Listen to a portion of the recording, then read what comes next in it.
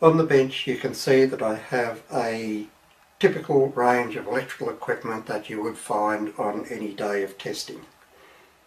In this series we're going to go into the actual physical and electrical test, how we do it, why we do it, and what we are looking for. The very first test you must do, and you must do this religiously, you must never miss this test, is the physical check. 80 or 90% of your faults you will find on the physical check. And if you do not do it, you may have a damaged and potentially dangerous piece of equipment in your hands while you're testing it. So always do the physical check. Now, things you're looking for are on the plug. You look for burn marks, any loose or damaged pins, particularly the earth wire. Quite often you'll find somebody files them down. Next thing you do, turn it around.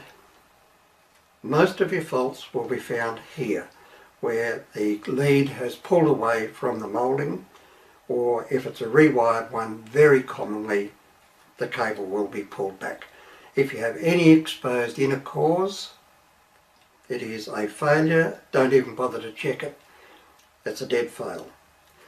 Then run your cord through your hands like this, feeling for any nicks, scratches, cuts. You'll be amazed at how small a nick you'll find. Then in a power board, check that there's no burn marks on the outlet. Check that the cable hasn't come loose there, which will put stress on the terminals. If it has an overload, check that it's there and working. And you must always check that it has a maximum load and voltage rating. This one is 10 amps to 2400 watts, which is fairly standard for a plug.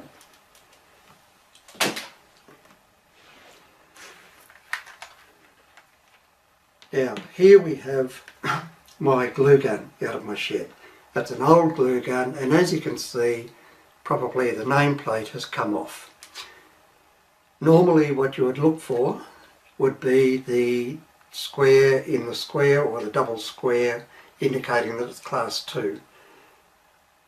But this is old, it's fallen off. Obviously it is class 2, so we can ignore that. Run it through your fingers, looking for any nicks and scratches, and there's one there. I don't know if that is quite visible, but it is a burn through the cable. You wouldn't even bother to do an electrical check on that. That is a dead fail. Class 1 equipment identified because it does not have the double square symbol on it. Metal case, earth pin, classic piece of class 1 equipment. Test is exactly the same. Check for any physical damage, any cracks, loose wires. Check that there's no single insulation there. Again, the check is exactly the same as all checks are. Run cable through your fingers. Come to the plug, look for any burn marks, encrusting on the earth pin. No single insulation exposed. So that one's fine, we can go on and we will do the testing on that later. My drill, poor old thing, it's had some work. But you can still see the double square on there, so it's class 2. Check that there's no cracks or breaks on the casing. Check that the switch still works. Grommet's still in good condition. Run your fingers through it. You'll feel little lumps, but that's only a piece of putty or something on there. The cord isn't damaged in any way, but that's the small things you can pick up. Run it through your fingers. Again, checking for any breaks or exposed cable there, or any burn marks on your pins. That one's fine. AC adapter. Exactly the same. Check that your insulation is intact on there. My old drill came out before you had to have the insulation on. That's fine. But if it is a new one and you're fitting a new plug on it, it must have the insulation across there. Same deal, go through, check for any damage. Normally you would test the leads separately, but this is the new Mickey Mouse or Cloverleaf connection. You can't fit it into the tester, but we do have adapters on our website if anybody needs them.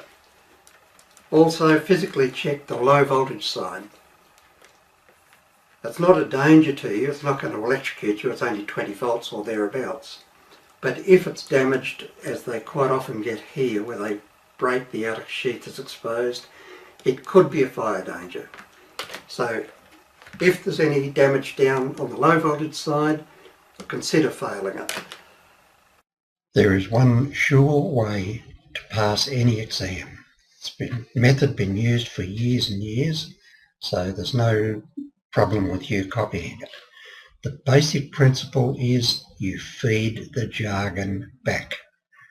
So what I want you to do is get a selection of appliances together similar to what I had, learn the spiel that I used when I was going through the inspection, and practice that in front of a mirror or in front of your webcam, because that is what you're going to be doing in the final assessment.